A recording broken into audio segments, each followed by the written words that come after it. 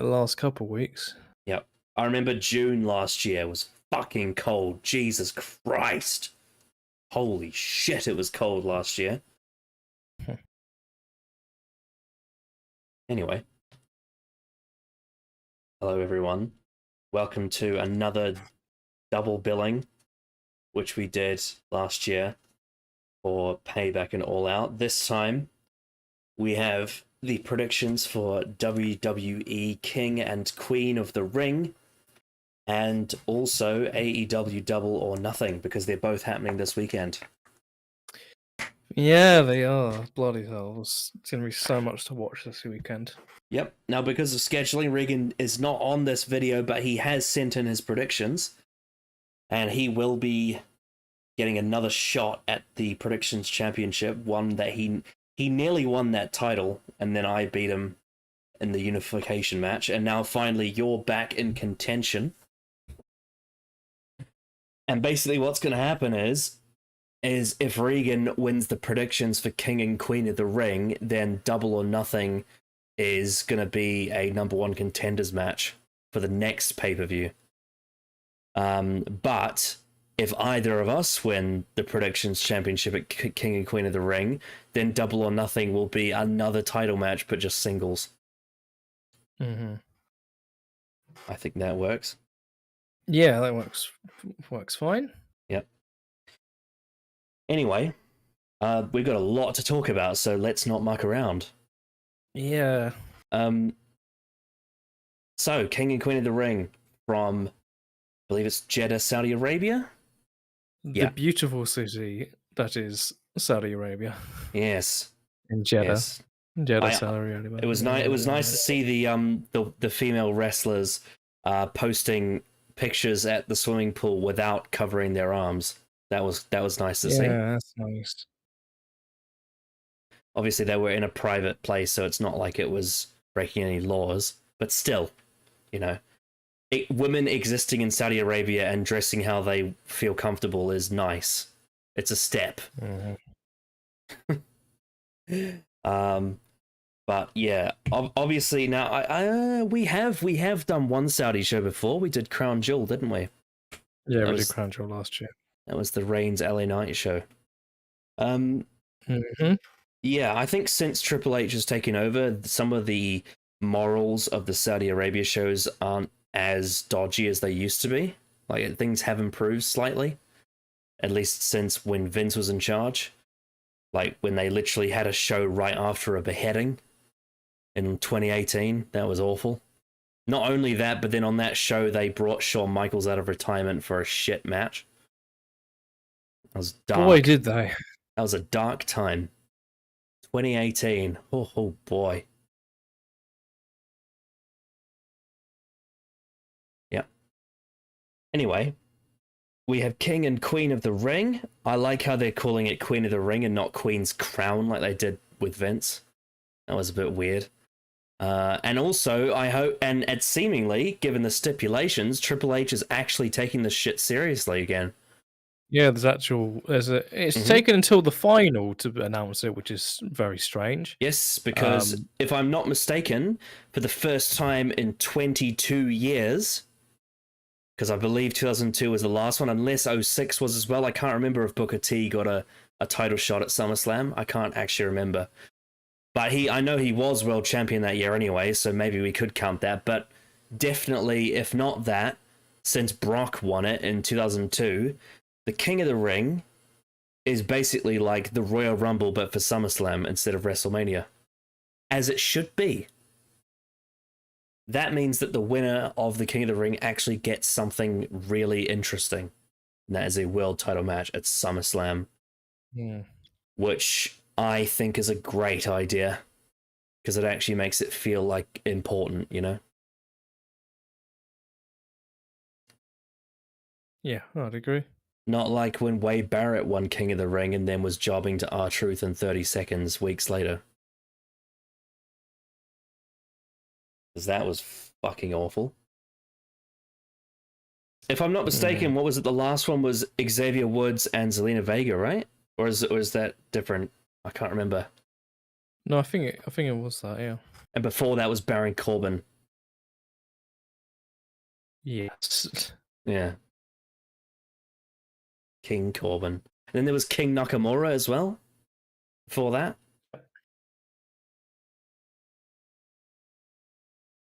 Certainly. Yeah, so before we get into predicting the matches, what are your anticipations for King and Queen of the Ring? Well, the Saudi shows more times than not in the last sort of 3 years have they've at least garner a reputation of being at bare minimum fine shows. Um, I think and because of the yeah, card we have lined up, I think this has a lot of potential. Maybe not for the crowd, but for the actual wrestling and the booking, I think there's something there on this card that could be really good if all the matches deliver.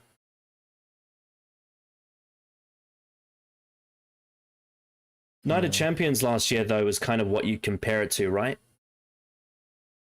yeah, Because that it was at this time last year that we got the Night of Champions pay-per-view, which had the Owens and Zayn versus Roman and Solo match.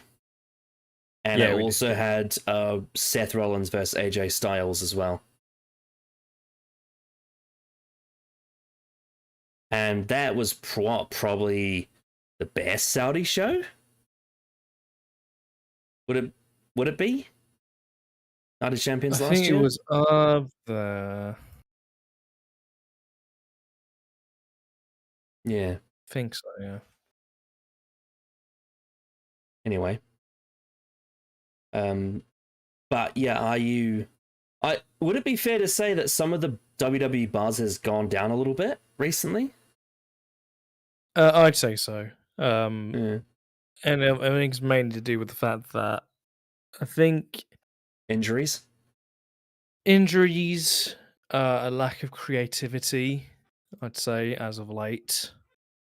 They're kind of going through the I side quests at the moment, aren't they? and it's sort of that sort of post mania lowdown that seems to happen every year now, Mm. which is a shame, but it seemingly it's become a unwanted tradition.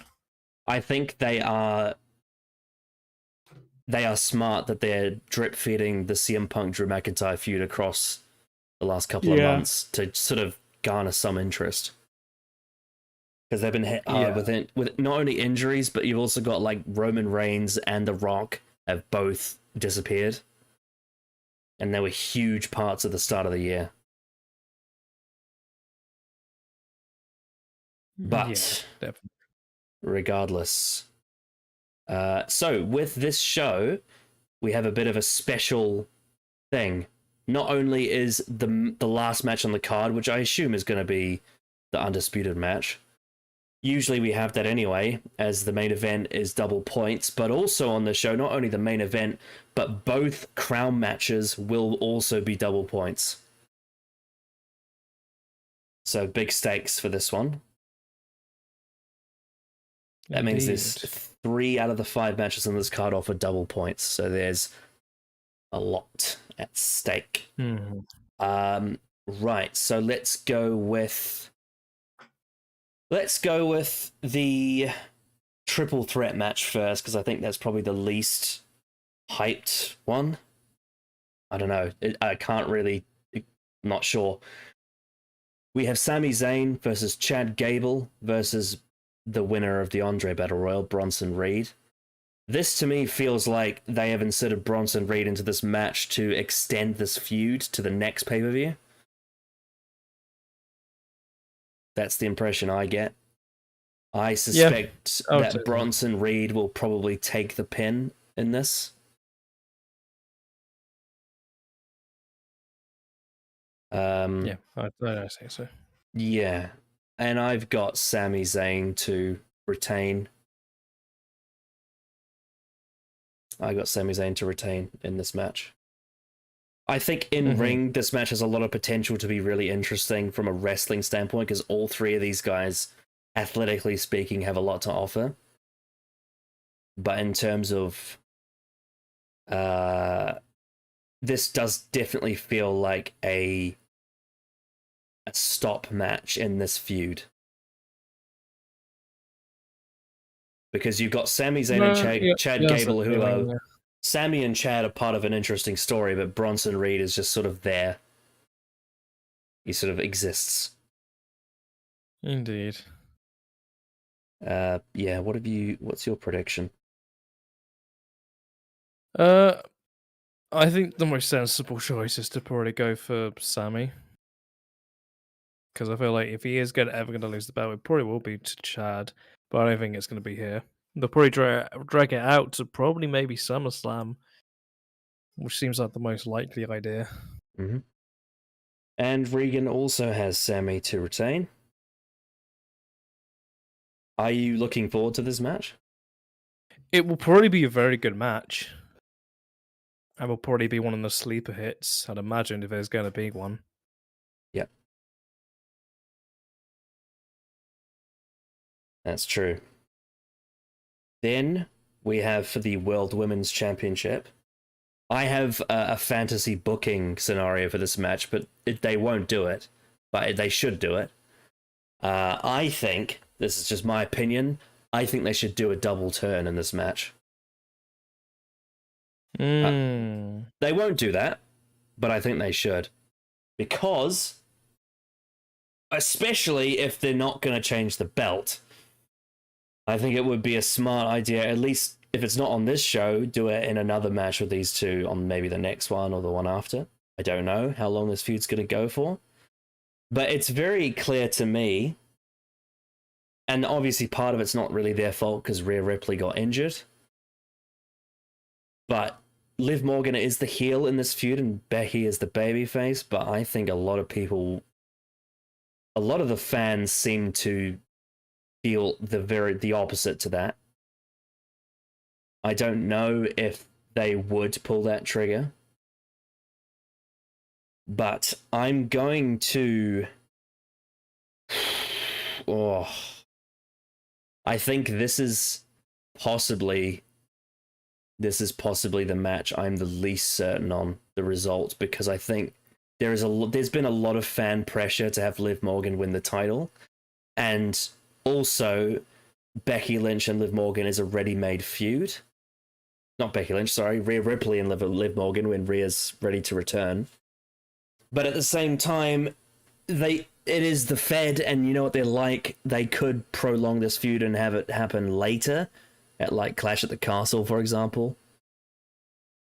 I'm going to have Becky Lynch to win, but this is going to be my Androzani pick. Ah, okay. Yeah. Interesting. Yeah. That's my choice. Well, I simply have gone just for Becky to win, and that is that. Mm-hmm. Yep. And Regan has also chosen Becky.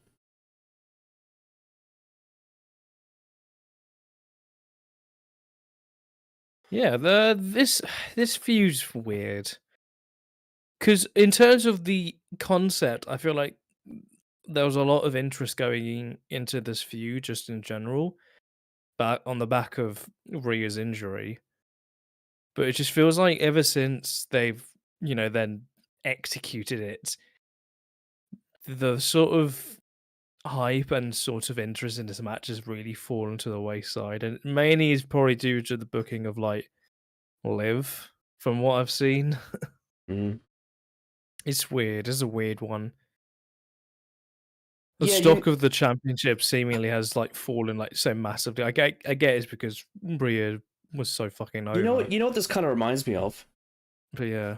Remember back in 2016 when Seth Rollins returned from his leg injury, and And everyone, they kept him as heel, and it yeah, kind of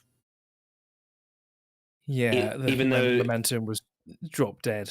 especially because everyone, I mean, it was more extreme then. Like Becky Lynch gets some backlash, but where it's not comparable to the heat that Roman Reigns was getting at the time. That was big dog Roman was getting booed massively, and people wanted to cheer Seth, but they still booked him as a heel. Which is funny because when he beat Roman for the belt at Money in the Bank, there was a massive pop. Yeah. Uh, but though at that time, Reigns was getting punished because he failed his drug test. So he was losing matches clean, which was very refreshing. Though it didn't take them long to bring him back when they had him beat The Undertaker. But also, I forgot to mention that Regan has chosen the Sammy win as his Androzani pick, I think. Perhaps he thinks that maybe Chad Gable has a chance to win this. He could sneak away with it with Bronson, but I'm not sure. But yeah, I don't know if it should be on this show, but I wonder if there is legs in a double turn between these two. I don't know though. I don't know. Don't know if WWE would actually do it.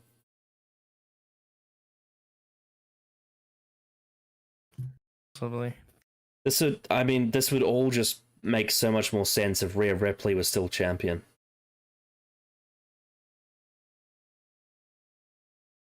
Yeah. Everything about it would. It really would. everything about the big gold women's belt feels worse. Yeah, feels worse because of Rhea Ripley being injured.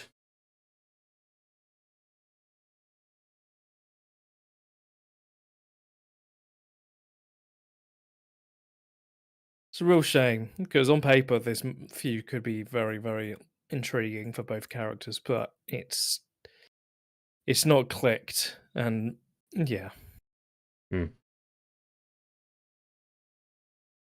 Yes. Now let's talk about the crown matches.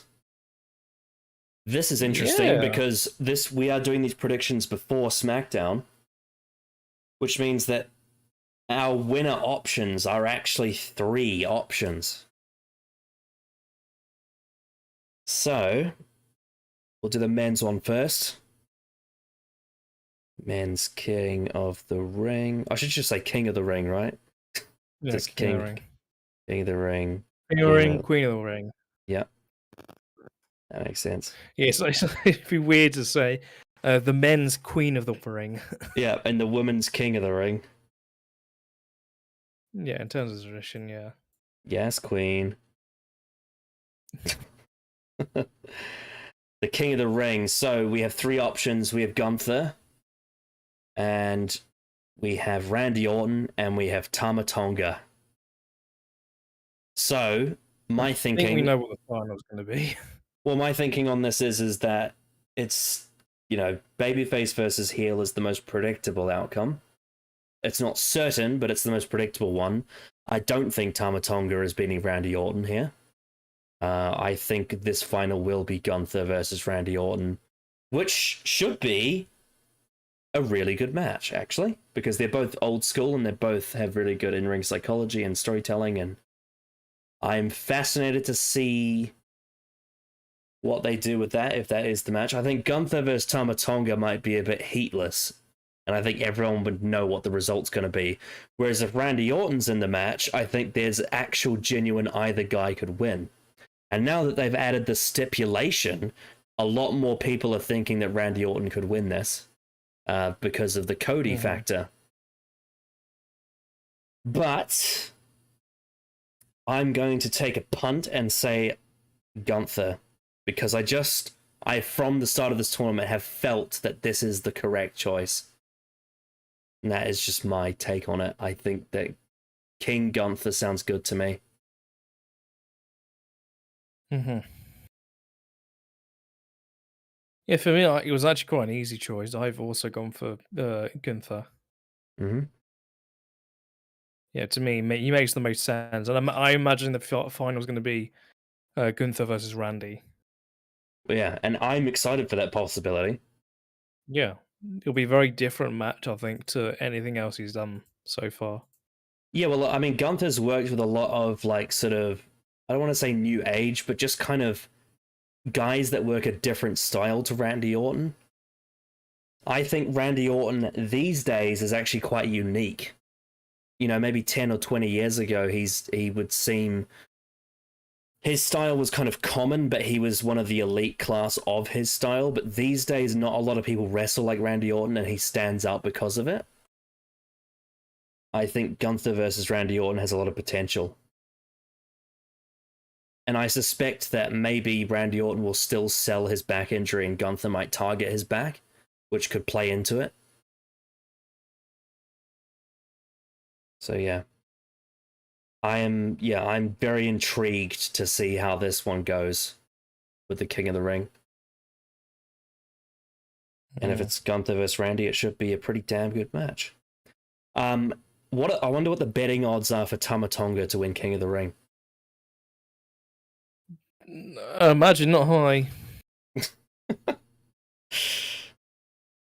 My God, imagine he beats Randy Orton and Gunther. What a push! What a push! Yeah.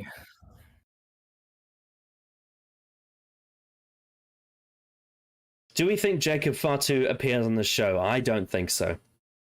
No. Because I don't think the bloodline. I don't think the bloodline will be on the show at all. Yeah, which would be like still getting used to as a rarity. Yeah, Clash at the Castle though, maybe. I'd imagine that would make sense. Yeah. Mm. But they're scared he's going to overshadow Solo Sikoa because he's too good. Yeah. Yeah, well, that's a good problem to have. Jacob Fatu's great. Great wrestler, great talker, genuinely scary guy. There's also a great video online of Jacob Fatu talking about what the Bloodline storyline meant to him and his family. Like how he received it. It was awesome to see his emotion. Queen of the Ring. We have newly drafted from NXT Lyra Valkyria from the Raw side. And then on the SmackDown side, the final is between Nia Jax and Bianca Belair. This is interesting because Lyra is babyface and Bianca Belair is very protected, but Nia Jax is the heel. So, I think the women's one is harder to predict than the men's one for me. I think this could go a number of ways.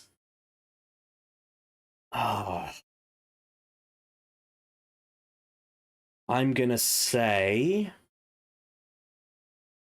Nia Jax beats Bianca somehow, but not clean. It's a big call, but I think Nia has been getting quite a push lately, to be honest. I mean, she did beat Jade by DQ, which is pretty weird. But yeah, I just think my instinct says babyface heel final. And so I think because of that, I think Jax is going to get into the final. But it wouldn't surprise me if it was Bianca as well in there.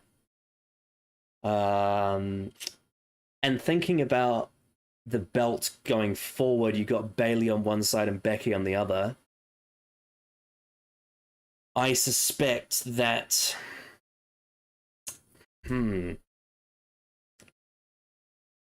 oh shit. This is hard.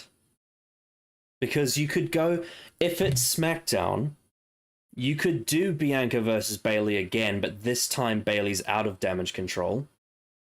You could also do Nia Jax versus Bayley, which is resurrecting an old feud. But then also on the Raw side, I mean, I guess maybe you could give Lyra Valkyria a big push. This is tough. Fuck me. Do you have your prediction? Yes. I've gone for Bianca Belair, and this is my Androzani pick. Okay. So, yeah, I'm taking a bit of a punt on it. I think there is a likelihood that she'll go and win it. If she beats Nia, then she's definitely winning the tournament. I feel like them putting that accolade with Bianca is something they probably will want to do at some point. So probably now is probably the best opportunity to do that. I'm just thinking, are they going to have her be tag champion and challenge for the women's world title or WWE women's title? I feel like that's not out of the realms of possibility at all. Yeah, that's true. Because Jade could screw her at SummerSlam. Hmm. Uh,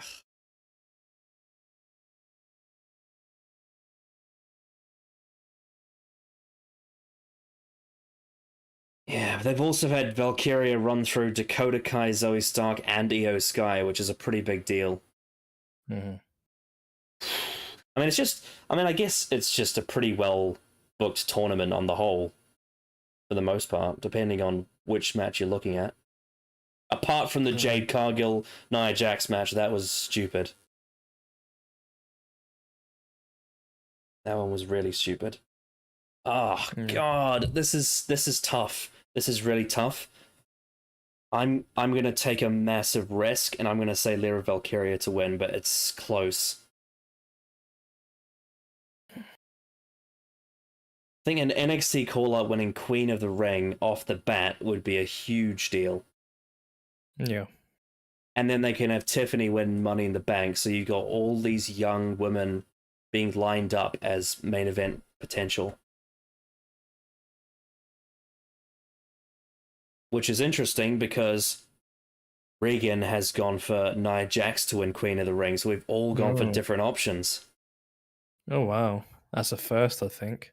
Yep. So one of you two is going to find out on SmackDown whether or not your pick is available.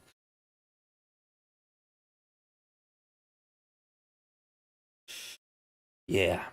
Anyway, main event. I'm really looking forward to this match. For the undisputed WWE Championship, we have Cody Rhodes versus Logan Paul. I think if booked right, this has the potential to be awesome. However, there's no fucking way Logan Paul's winning this. I would be shocked. I would be shocked if he won this match. I would like jaw on the floor if this early they had him win the WWE Championship right after Cody has just finished his story. I think that would be way too risky in terms of the main event scene. I think it would just be such a out of left field choice. Something that maybe Vince would do, but I can't see Triple H doing that. So I have Cody to win, and this is my Genesis pick. Yep. Repeat as well. I've got Cody, and this is my Genesis. Yeah. You looking forward to the I feel like match? this will be a very good match, and yeah, uh, Cody winning just makes sense. Yeah, he's gonna hold it till at least SummerSlam.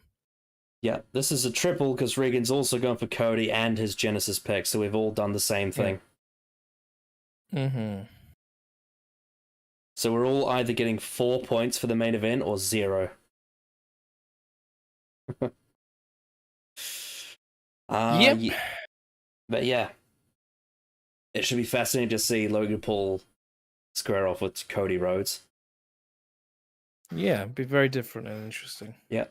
My big hope for this show is I hope the Saudi Arabia crowd are actually interested and make some noise. They hardly ever make noise, so Yeah. I mean, there's crowds that are quiet that can be interesting. Like the Japanese crowd is quite quiet, but they actually do react in other ways. hmm Whereas Saudi Arabia just feels like they don't know what they're watching. That's the main issue I have with it. no. It's like they don't know what wrestling is. They're just there because the Saudi prince is there. Yeah. Any Indeed. concluding thoughts on King and Queen of the Ring? Hopefully, it's a decent show. If I was to have to guess on what the quality will be, will probably be it's like a decent show. Mm, yeah.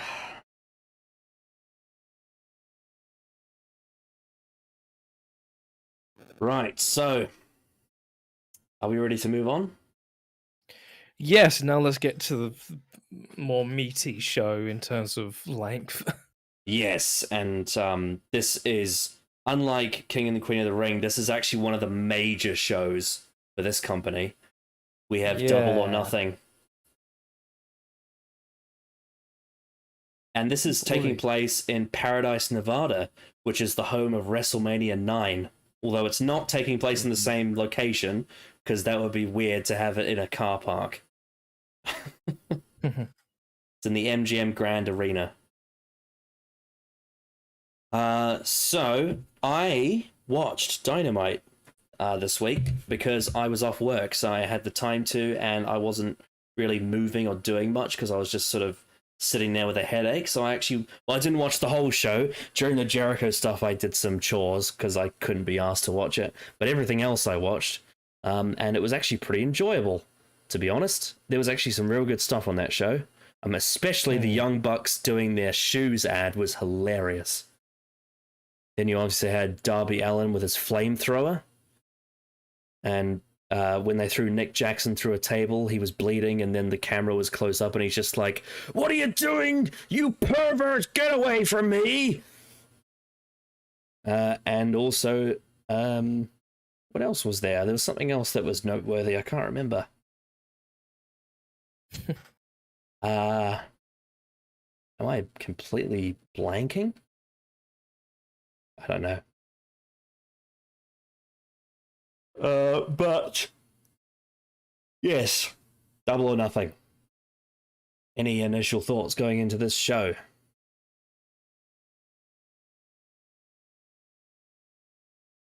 Oh, are you frozen? Oh no, you're there.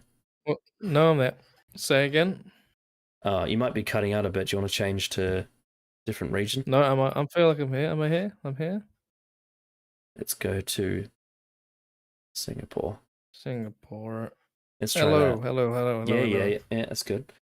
So, Okay. also before that, the thing that I forgot that I was going to mention is that Malachi Black got bloodbathed, Brood style, like the Attitude Era, and Yeah. there was hot lesbian action as well. So yeah, it was a very Attitude Era Dynamite. Oh wow. Yeah, and Tony Khan drove a car. What? Bloody hell. There was actually quite a few cars on Dynamite. I've noticed that recently this year. Like AEW uses a lot of cars in their segments. Anyway, before we get into predictions, any initial thoughts going into this show? Oh, as always, it's a loaded show. There's a lot of matches. Um, yeah, as always, this will probably be a show with a lot of really good wrestling on it. I think this show has more hype than Dynasty overall. When we Mhm. consider like the overall quality and the spectrum of matches, like obviously Dynasty had Osprey Danielson, which was one of the greatest matches. But if we're talking about, and obviously the potential of Swerve winning, which he did, but if we're talking about just across the board, I think the card has more consistency in terms of its hype. I think there's more interest overall among some of the matches. Though I will say, not all of the booking has worked. I think there's some of it that has been a bit weird, but on the whole, I am looking forward to this show, and I know that TV is different when it comes to pay-per-views. AEW does turn it up a notch, and they usually deliver really well. I mean, look, as I said last time, Revolution at the start of this year is like one of the greatest wrestling pay-per-views of all time, so they have it in them. Um, Yeah. but yeah, would you say on the whole you are looking forward to this show? Uh, I'll probably enjoy it when I watch it. Mm, I would imagine. yeah. I think I am looking forward to it more now that I actually watched something that they did a few days Sure. ago. Yeah. Probably. Yeah. Hmm. Yeah, that helped. I'm sure, yeah, I imagine it would. Yeah. I imagine when we get to Forbidden Door, there might be a bit more hype because there's rumors of MJF returning soon. Yeah, that came And out recently on Football. on top of that, also with New Japan, with Stardom, and with CMLL rumored to be part of it, I think Forbidden Door could be quite a big show. But we'll have to wait and see how that Yeah. all pans out. The reason why they didn't have Stardom before is because of Rossi Ogawa, but now he's gone, and Rossi Ogawa was seen with William Regal at WrestleMania, so interesting. Shall we go through the card and do some predictions? Sure. We don't have any pre-show matches announced yet, but I assume on Collision they'll probably be said, or maybe Rampage. I'm not Yeah, sure. there always is. They've been playing around with Rampage recently. They've been airing it live, like either after Collision or after Dynamite. They haven't been doing its usual Friday slot like they used to. And sometimes, if they did do that, they've been putting Collision on Friday, which is odd, but it is what it is. Like, I think they don't have it go head to head with SmackDown, but they put it before SmackDown, if that makes sense. Like, really early. They've been doing weird things because there's been lots of sports stuff going on in those weekends, like hockey and all that they've had to manage around. But, whatever. If it's what TNT wants, then it's what they'll do. So, Indeed. let's start with the International Championship match, which in ring I think could be amazing. We have Roderick Strong versus Will Ospreay. Boy. I mean, in terms of the potential for it, the actual match itself, like, you can't really complain, can you? No, this is gonna be a quality match. Yeah. Are we going to see some broken backs? I imagine there'll be a lot of backbreakers for sure, yeah. But it seems like Will Ospreay nearly dies in all its matches. Like when he got his ass suplexed on the top rope. That was gnarly. Yeah. The Takeshita match. So this is interesting because my instinct says, well, it's Will Ospreay, surely he wins. But then also, at the same time, I suspect he should be. Well, I mean, a lot of people have been saying surely he's in the world title match at All In later this year. And why would he be in that match with the international title? I'm really not sure. Yeah, I'm not either. Which is why this is going to be my Androzani pick, because I'm very confused about this booking. I don't know where it's going to go because of the long term. I'm going to choose Will Ospreay to win, but Androzani pick because I don't know if it's. I just, as I said, I don't know. I don't know what they're doing. Yeah. I've gone for Ospreay, but just normally. Mm-hmm. I mean, it certainly would elevate the belt. He's not going to lose his undefeated streak just yet. Yeah, and AEW very rarely does DQs. Although I say that, they did a DQ on Dynamite in the main event. And do you know what that main event was? Can you, if you haven't looked it up, you will never guess it. It's the most weird match. No, I don't remember seeing anything about it, so no. It's like the biggest mismatch ever. So it was Bryan Danielson versus Satnam Singh. Why? It was actually a really fun 5 minutes, and then there was a DQ from Jeff Jarrett's guitar. Right. Yeah. It was very odd. Interesting. I imagine Bryan Danielson asked for that match because he wanted a challenge. It was almost certainly Satnam Singh's greatest match, though. I will say that. He's better than the Great Khali. I'll give him that. He's better than the Great Khali. Not a high standard, but at least he's bearable. Anyway, Roderick Strong versus Will Ospreay should be a slapper.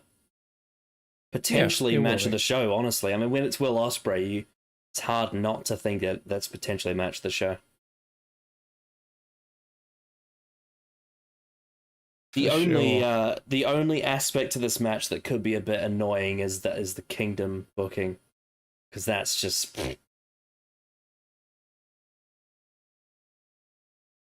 Yeah. yeah. Anyway, next we have a match that I have quite a few things to say about going into it. It's for the women's title, Timeless Toni Storm versus Serena Deeb.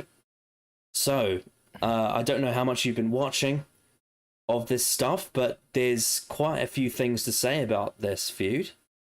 So, seemingly what's happened is they've run out of baby faces for her to face, and she's still champion. So they've kind of turned Toni Storm and Mariah May babyface, but they still have the same characters. It's like they're not different, but the difference is that now their opponents have become heels. And to do so, what they've done is they've had them feud with the Outcasts, with Saraya and Harley Cameron, who are heels. And Serena Deeb is also a heel, so they've done that to turn them babyface so that she can have more opponents so her title reign can last. That's kind of what's happened here. But what I like about it is they haven't sacrificed the integrity of the character. You know, Toni Storm and Mariah May still act the same way that they did when they were heel, so it's fine. Still very entertaining. Still one of the best things on the show. And as great as Serena Deeb is in the ring, there's no freaking way she's beating Timeless Toni Storm, because this reign still has legs. And this character still has so much legs.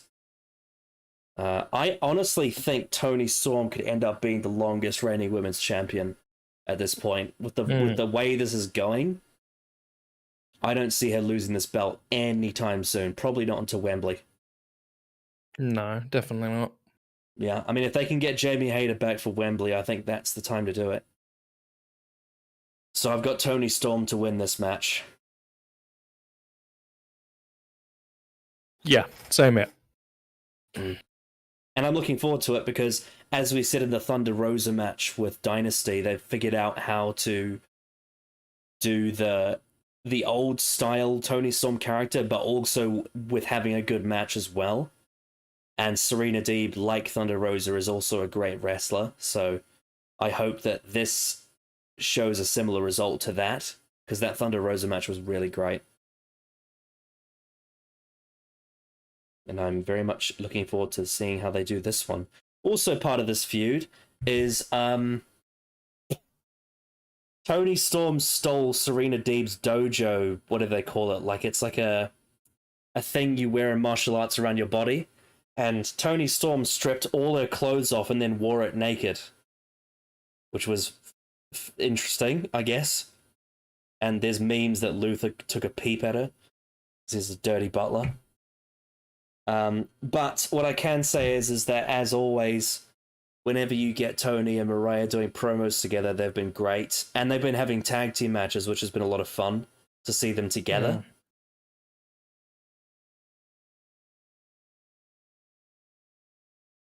Definitely. I've also been enjoying Mariah May's banter with Anthony Bowens on Twitter. That's been hilarious. It's because she's simping over a gay man, which is just the funniest thing.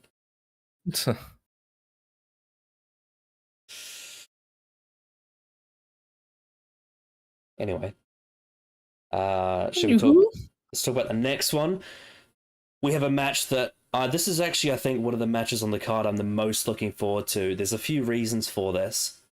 One of them being is it's something we haven't seen in a very long time, and that is a singles match with Malachi Black. Not only a singles match, but it's for the TNT Championship. It's against Adam Copeland, but also it's Brood Adam Copeland, so they're doing them, the dark, mysterious character stuff. And it's a barbed wire steel cage match. Yeah. Yeah, that sounds very intense. It does. As much as I would love to have Malachi Black win the TNT Championship, I just don't think it's going to happen. So I've predicted Adam Copeland to win because I think this run he's got more to do. I think Malachi Black is going to eat his medicine in this match.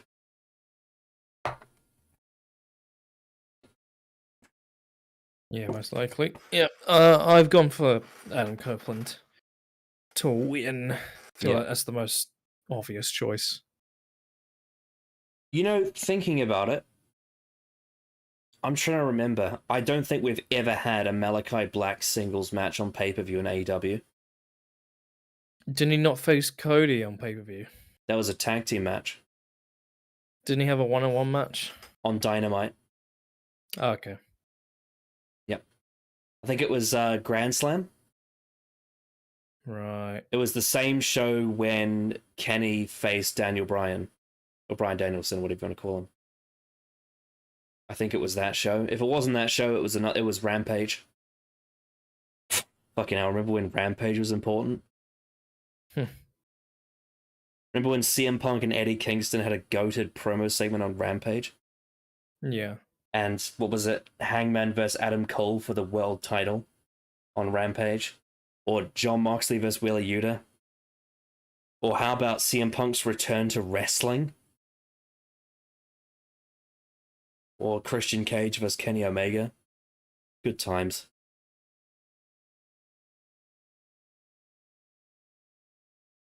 Are you looking forward to the barbed wire steel cage match? Yeah, it should be hopefully fun. It might be a little bit goofy, but you know. I assume a bloodbath. In more ways than one. Hopefully it's better than the Hell in a Cell match from WrestleMania 39 with Edge and Finn Balor. Because, I mean, that one had the Russell Crowe entrance, and then Balor got busted open with the ladder, and then everything kind of went weird, and then the wrong person won the match. Yeah. Kind of a disappointing last WrestleMania for Edge, to be honest. Yeah, but that will be his last. Yeah. It's alright. At least we got the triple threat match from 37. It was all worth it for that. Yeah. Because that match was fucking great. Next, after that, we have a match for the IWGP. Well, it's not actually for the title. It's an eliminator match, which is weird. Which I guess maybe makes the result a lot less predictable. For an I guess you could call it a champions contenders match, is what the WWE would call it.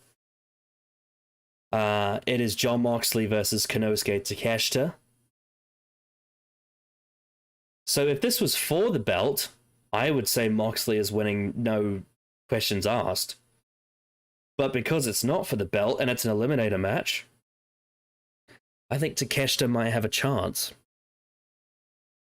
That being said, I do think the match should be really interesting in ring. This has potential to be great. A bit of a strike fest, a slobber knocker. But what I think will happen is that if Takeshita was to win, that means that he would be facing Moxley most likely at Forbidden Door, if not on Dynamite. But I suspect that Moxley will face a New Japan signed wrestler at Forbidden Door. That's my impression. So, what to do here?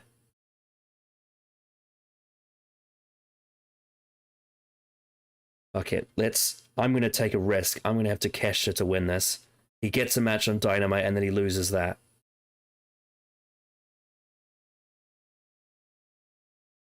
It's risky, but that's what I'm going for. Who have you chosen? I've gone for Jon Moxley. Mm-hmm. It makes sense, though. Yeah. You looking forward to this match? I'm always looking forward to Moxley matches, so yeah. He's shaved his head bald now. He's gone completely skin. Yeah, it's completely, yeah. And he had a little excursion in Japan and he's come back. I love that story at WrestleMania. People are like, "Oh, where were you when the Shield music played?" He said, "I was asleep in Japan. I didn't know it was I didn't know anything about it." Yeah. But yeah, he kind of had a bit of a break from AEW, and now he's come back with the biggest belt from Japan, which is quite interesting. And yeah, I think it will play into Forbidden Door. I don't think Takeshita's winning the belt, like if he gets a shot at it, or at least not yet, anyway. What do you think about having an eliminator match on pay-per-view? Is that fitting? Is that like okay? I feel like that's not sure. Probably not a great idea. Probably not like an idea that's like worth it, I guess. I don't know. Feels weird. It's very strange, I think. Eliminator matches are usually what you have on TV, and the title matches are on pay-per-view. Yeah. Odd. But I mean, I guess it's because they brought back the ranking system, right? So they have to do something with it. Although the ranking system shouldn't matter when it comes to a belt that doesn't belong to this company. Don't know. Indeed. Anyway, the next match is a blood feud. We have Trent Beretta versus Orange Cassidy. The breakup of the best friends. This is a 5-year build they've done to this. Because I remember Trent he had that injury, and then he came back like at the start of 2022 with shaved head, and he had more of an edge to his character. And he had that beef with Wheeler Yuta. But recently he's turned heel. He's left the best friends. So now we have this beef between these two. This is definitely not one of the major feuds on this show, but I think this is one of the ones that this is one of the feuds that's kind of like, it stems back to the start of AEW. It's very much ingrained into their lore, I guess you could say. So there has been a lot of backstory, which means that there is potential for a lot of story within the match. I hope that they do I hope they do like a big video package for this match showing all the history, because I think this is a match where you really need that. And I don't know what they want to do with these guys after this show, but because Trent has recently turned heel, I think having him beat Orange Cassidy would be a huge deal. And so I've got Trent to win because of that.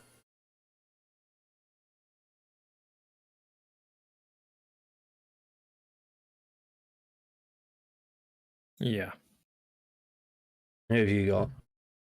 I've gone with Beretta to win. Yep.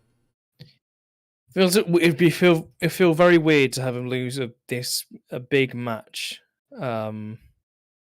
Yeah, it's more interesting if Trent wins. I think big match as a heel. Yeah, I think it's more interesting if Trent wins than if Orange Cassidy wins. Yeah. I mean, Orange Cassidy won a lot of matches in the last year and a half. I think him having a losing run is fine. He's had his peak run in AEW. Oh yeah, definitely. That run he had where he ended up beating Jon Moxley was just incredible. But I think Trent Beretta, I think the story is more interesting if he wins this. It doesn't have to be clean necessarily. It can be a dirty victory, but I think he needs this win more than Orange Cassidy does. And I think Tony Khan knows that.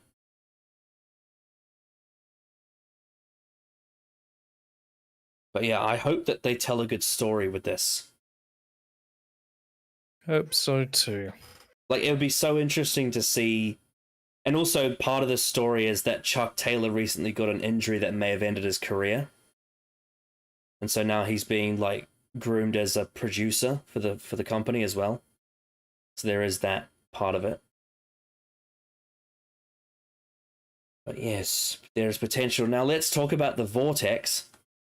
I will say I still don't love it, but they have made some improvements with Jericho in the last month. with the whole learning tree thing, it was really cringe at first, and it is still cringe. But now that he's become like a super, he's like a disingenuous character now, a disingenuous heel that's pretending to be a babyface. I think it works slightly better. It is just a shame though that Hook, Katsuyori Shibata, and Big Bill have to be stuck in this whole thing.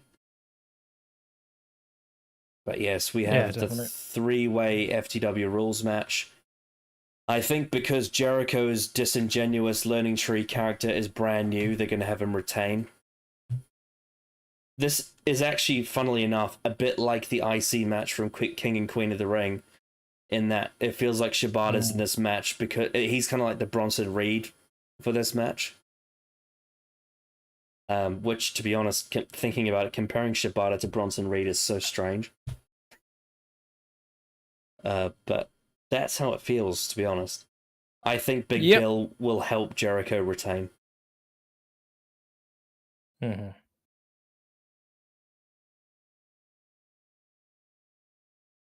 I've gone for Jericho, and this is my Androzani pick. My main reason is this is the only match that has multiple options for someone to win. All the other matches are one-on-ones / tags. Mm. So this is the only one that makes sense to me to put the Androzani on. Yeah. Because this one I'm not sure. They could keep it on Jericho, but if there's going to be a change, it could be this one's best chance. Yeah. As I said, the booking has been slightly better than it was a month ago, but it's still Chris Jericho in his stale run. Yeah.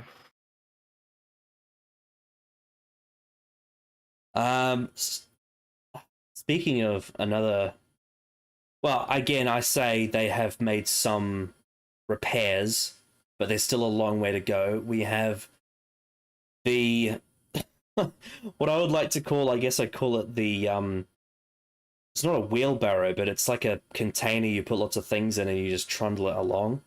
But I'd call it for the wheelbarrow championship. The reason why is because it is the AEW Trios title, and then also the pink ones that the Acclaimed had, and then it's also the ROH six-man title, so it's now the Unified Trios Championship, which means that the Bang Bang Gang have 9 belts between them, which means when they come to the ring, they put it in this little wagon, and they bring it with them. It's like these 9 belts piled up, because they got so many championships. So it is good that they finally got those belts off the Acclaimed. That was the right choice. This time we have the Bang Bang Gang versus Death Triangle. Again, I think in ring this should be good, but Jay White and Pac deserve better than this. If this was a Did you see the clip of their promo this past week? Well, I watched the whole thing because I watched the show. Did you hear the person who yelled out very audibly who wrote this shit? Yes, I did hear that. Yeah, very funny. And everyone laughed, and no one reacted to the promo itself. Yeah. Yeah, it's a bit of a shame, really. See, if this was Jay White versus Pac, this would be a whole different story. Because Jay White versus Pac would be a great match. That'd be awesome. Yeah. The Bang Bang Gang to retain, but I genuinely don't give a shit. Yeah. Yep. Bullet Club Gold, Bang Bang Scissor Gang, whatever they're called. I don't really care anymore. I'm so checked out with that group. Yep. Right. Now that we've got the crud out the way, let's talk about the 3 big main event matches. They're billing it as the 3 main events, right? Yes. And to be fair, they are the biggest matches on the card, I guess. But then again, you've also got the Steel Cage match and the Moxley match and the Ospreay match as well. And also the World Women's title match, which apparently is not as big as the other one. But anyway, let's talk about for the TBS Championship, Willow Nightingale versus Mercedes Moné. Finally, we are getting Mercedes Moné in the ring after all this hype. Because of how long it's taken, this has to deliver. If this doesn't, it's all been really, really faultless. Faultful, I should say. Because they brought back Mercedes quite a while ago. Yep. About 2-3 months ago? Yep, they did. But now we actually get to see what she does best, because Sasha Banks, whatever you want to call her, is one of the greatest women's in-ring wrestlers of all time. Her catalog of matches speak for themselves. I'd point probably most famously to her WrestleMania main event with Bianca. That is a phenomenal match. Her match with Bayley in NXT at Brooklyn is a very famous match. There's a whole bunch of others in there. And some of her stuff she did in Japan very briefly was top tier. She is the real deal, assuming that her injury has recovered fully. I've been seeing she's been doing some really hardcore training in the lead up to this match, so she's definitely trying to get herself in her peak. Willow is also a great wrestler. I think this will deliver in ring. What I'm more concerned about is how they handle her feuds going forward on TV. That's where I'm a little bit worried. One thing they have done, which has been good, is that they brought her in as a babyface when all the hype was there a while ago, and they very slowly transitioned her heel, which is more of a natural fit for Mercedes. Yep. She definitely feels more at home as a heel. But yes, I have very high hopes for this match because I'm very invested in Mercedes Moné's career, and I'm almost certain she's winning. And I wouldn't be surprised if this main events the show. I don't know if it will, but it's quite possible that it will. And because of that, I'm taking a massive gamble here, not doing this for the other one. I'm going to have Mercedes Moné as my pick, and I'm going to have it as my Genesis pick. Which is, I'm rolling the dice with this one, but I feel like I just have this feeling that this will be the first women's main event of an AEW pay-per-view. It's not out of the realms of possibility. And also, the other reason I say that is if you look at last year, and actually the start of this year too, AEW has been experimenting with having non-world titles main event shows. They had Sting and Darby versus the Bucks for the tag belts at the start of the year. They had the international title main event, All Out, Moxley versus Cassidy. They had the TNT title main event, Wrestle Dream, with Darby versus Christian Cage. So they've been playing around with that, and it's interesting, to say the least. Not to discredit Swerve, I'm not saying he shouldn't be the main event, because if he was, that's fine. But I just have this sneaking suspicion that because it's Mercedes, they might actually do it. Possibly.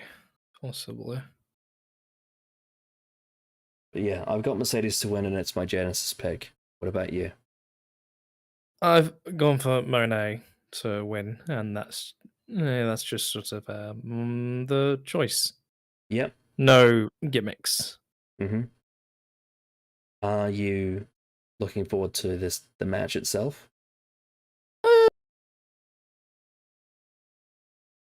In a certain light, yes. I've just not really been invested in Monet at all in her entire run. Which is a bit of a shame, because I think she's a great wrestler. They've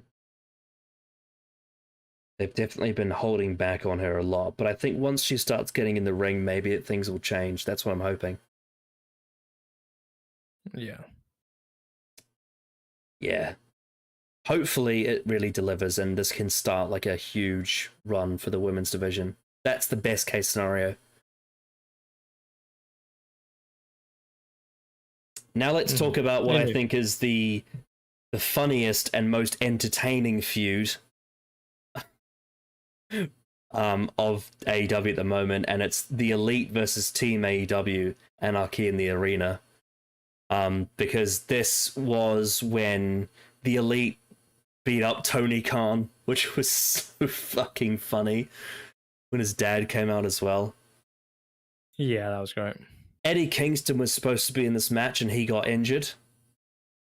So somehow, despite the fact that he was already had, a broken foot and got run over by a bus, Darby Allin is in this match.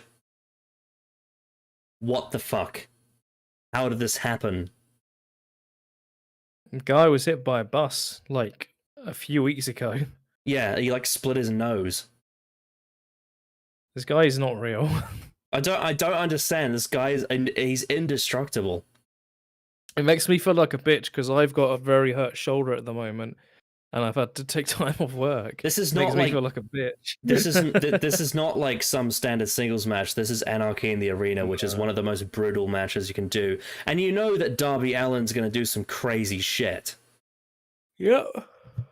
Yeah. So we got the new Elite, Kazuchika Okada, Jack Perry, the Young Bucks versus Team AEW, which is Brian sort of on fighting for the honor of Tony Khan. We've got Bryan Danielson, we've got Darby Allin, and we've got FTR. This should be awesome. I think this will be chaos. I think it'll be a whole lot of fun. Somehow Bryan Danielson always finds himself in this stipulation, which is crazy. But yeah, I expect this to be great. Indeed. I mean, all the guys in this match know how to put on a fun time. And in terms of character, I have been very happy with the positive improvements they've made with Jack Perry since his New Japan excursion. Because when he first turned heel and he had the Hook feud, it just wasn't working. It was just really, just something was missing and he just didn't come across that well. But now that he's paired with the Young Bucks and Okada and he's got the whole scapegoat character, he seems a lot more comfortable in this role. And that smug grin he did at Dynasty. Indeed, yeah. Yeah. And obviously everyone on Team AEW is a top level wrestler. You got Bryan Danielson, you got Darby Allin, you got FTR. Like, you can't go wrong there. And the Young Bucks, character wise, have been doing some great shit lately. Like those, they're doing these Reebok shoe ads that are the just cheesiest, funniest things ever. And Okada's just in the background shilling, which is so funny because he in New Japan he was like the most prestigious wrestler, and now he's like a company kiss ass. The other thing is like they had this whole angle on Dynamite where they banned Darby Allin from the arena and they put posters up everywhere. And then he came out with a flamethrower because Tony Khan dropped him off in his car and he said no, he's allowed in. There was a funny tweet where Tony Khan said, "Yes, I have a driver's license." I don't know why he had to say that. But yeah, I'm very much looking forward to this. And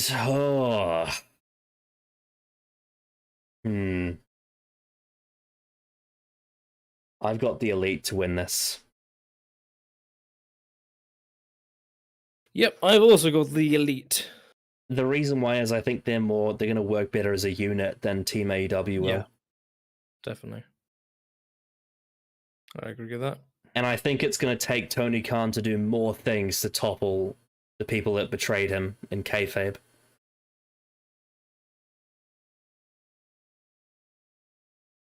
I 100% agree. Also, apparently Kenny Omega's just had some surgery for his diverticulitis, so hopefully that means he's on the mend. Hopefully. Yep. Also, where's Hangman Adam Page? When is he coming back? Don't know. That's another thing. Hangman was on like an insane heel run. He was like doing some of his best work and then he got injured. Yeah.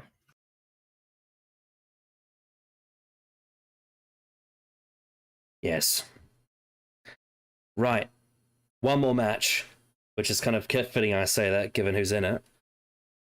I'm really looking forward to this one. We have Swerve Strickland versus Christian Cage for the world title. I think this will be a lot of fun. They've done some pretty serious shit with the feud and the build-up. They had Christian Cage make Swerve bleed a lot.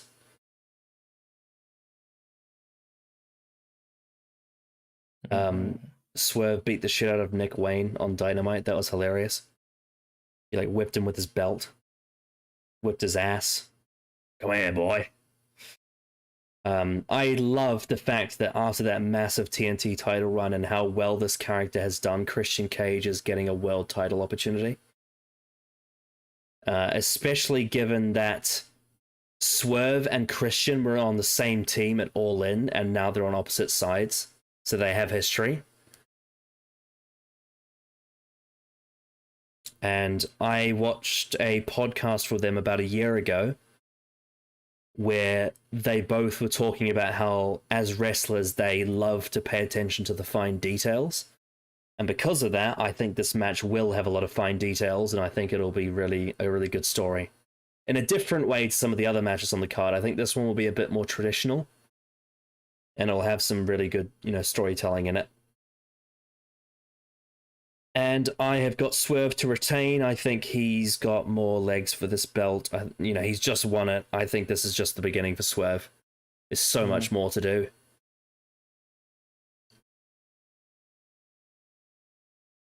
I'm really hoping at some point, I don't know if it's possible with medical shit and that, but I really hope at some point they give him a match with Keith Lee, even if it's on TV. Just to have the match. Maybe a heel Keith Lee as well. That could be interesting.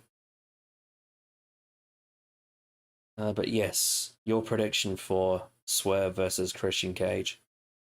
I think this will be a very good match. It'll be a very different match to a lot of other matches we've had in main events for the world title recently. But I will go for Strickland, and this is my Genesis pick. Mm-hmm. You think this is main eventing the show?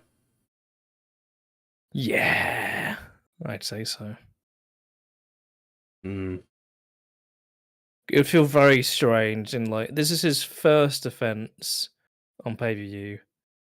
It'd be very strange when you put so much stock in Strickland to then not have him be the main event on your first pay-per-view as him as champ. The reason why I'm potentially thinking it might be Mercedes is it might be in her contract. When she signed with Tony Khan, she may have said, my first match has to main event a pay-per-view. I can see her arguing that. But at the same time, if Swerve is the main event, that's fine. In fact, it's good. But yeah. Now that I've actually gone through it, this actually has the potential to be a really good show. Now that I'm looking at all these matches. The only ones I'm potentially a little bit worried about are the Jericho match and the Bang Bang Gang match, I think.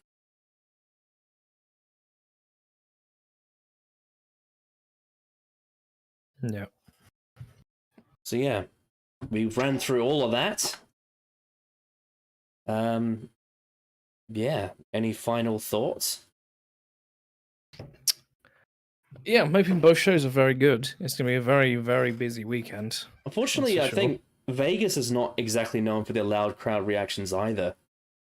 More than Saudi Arabia, but they're certainly not famous for their good crowds. The West Coast outside of LA is a bit weak. Yeah.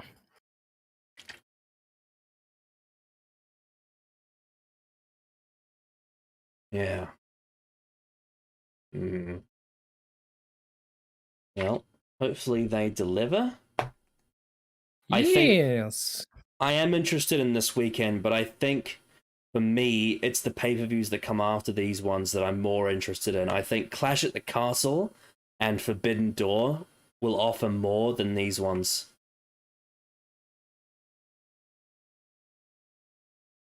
Yeah, I'd agree. Yeah.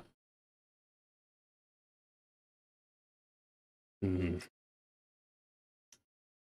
So, anything else to add? No, I just hope there's some really good wrestling, some really good stories told, and hopefully I win. Yep. All right. Well, I bid you adieu. Good night and a